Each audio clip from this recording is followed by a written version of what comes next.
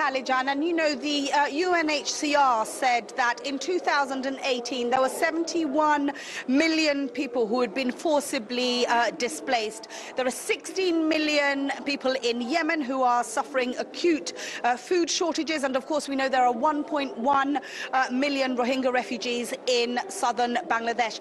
These are some of the figures, some of the statistics that the 300 or so delegates here are having to contend with. Now, this is a gathering of some of the largest humanitarian aid agencies from around the world, the International Federation of the Red Cross, Oxfam, ActionAid, but also smaller ones as well, local ones, Syrian organizations, Somali organizations, NGOs, and representation from the private sector. They'll all be looking at ways of how they can collaborate together, how they can come up with some joint initiatives, foster dialogue, and to discuss that with me, I have Dr. Kerem Kinik. He is the president of Kizilay, the Turkish Red Crescent, who is the host of this event. Dr. Kinik, thank you so much for joining us. Now, we know that Operation Peace Spring has started from the southern borders in Turkey just around a week ago, but we also know that Kizilay is inside northeastern Syria. Can you tell me a bit about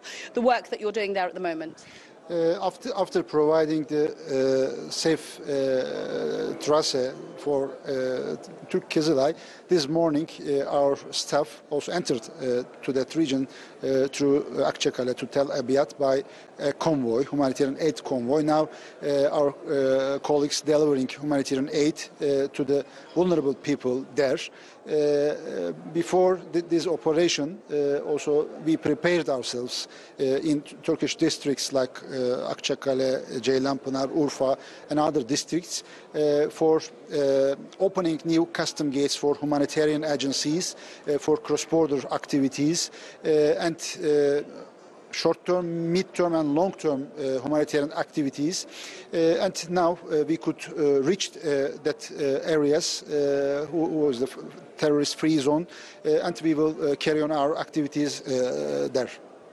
And this two-day forum is also going to be focusing on joint initiatives. Some of the biggest names in the humanitarian sector are here. Can you tell me a little bit about what those joint initiatives may be and how you're hoping that they would come about? Yes, this World Humanitarian Action Forum as a follow-up meeting of the World Humanitarian Summit, which held in Istanbul 2016, now focusing on conflicts, financing, resilience and localizations. So these themes very important for the humanitarian actors in terms of the community resilience. So we will focus on to localization, sustainable financial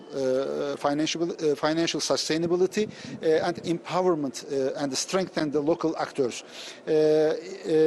Especially nowadays, we are witnessing in the Syria a lot of hostilities, internal hostilities carrying on since 2011, and we are trying to encourage international community to invest more for the conflict disasters, man-made, human-made disasters, rather than the natural disasters, because mainly you mentioned that the people affecting because of the armed conflicts. So in Syria, almost half of the population left their home because of the forcible displacement treaties from different parties. So we will sit together, we will hand in hand work together to find a way, to suitable way to elevate human suffering by using these terms after the World Humanitarian Summit. Dr. Kinik, thank you very much for talking.